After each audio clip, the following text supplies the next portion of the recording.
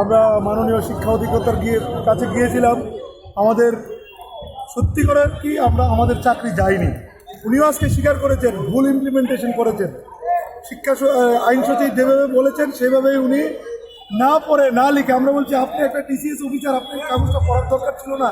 উনি বলেছেন আমি যেভাবে দিয়েছে আমি সেভাবে সই করে দিয়েছি, তাই আজকে কোনো ধরনের তিনি সদুত্তর দিতে পারেননি। আরেকটি কথা ছিল, আজকে আমাদের সঙ্গে মিটিংয়ে শিক্ষা সচিব যিনি সৌম্যগুপ্তা মহোদয় থাকার কথা ছিল, উনি ছিলেন না বলেই আমরা আজকে আমাদের সংক্ষিপ্ত আমাদের যে আজকের যে আলোচনা সেটা সম্পূর্ণ হয়নি। তাই কালকে উনি তড়িঘড়ি করে সিদ্ধান্ত নিয়েছেন কালকে 4টার সময় আমাদের সঙ্গে মিটিং করবেন সৌম্যগুপ্তা এবং ল সেক্রেটারি। আমরা বলেছি 4টা না, তার আগেই 5টাতে যাতে আমাদের আলোচনাটা হয়। ওখানে যদি আমাদের পোর্টফোলিও আলোচনা না হয় তাহলে আমরা রাজ্যের মাননীয় মুখ্যমন্ত্রীর কাছে জবাব দিতে দেবো। কেন উনি যে আমাদেরকে 2 মাস সময় দিয়েছিলেন, 2 মাস পাড়িয়ে 3 মাস অতিক্রান্ত হতে যাচ্ছে, এখন অবধি কোনো সুরা হয়নি। 81 জন আমরা সহযোগিতাকে হারিয়েছি।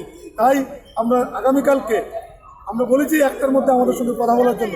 আশা করি এটা পোর্টফোলিও রেজাল্ট বেরোবে, না বেরোলে আমরা রাজ্যের সমস্ত চাকরিযুক্ত শিক্ষকরা আমরা যিনি আমাদেরকে প্রতিশ্রুতি দিয়েছিলেন তার কাছে আমরা জবাব চেতে যাব। এটাই আমরা আশাবাদী কালকে একটা পোর্টফোলিও আলোচনা হবে। ধন্যবাদ।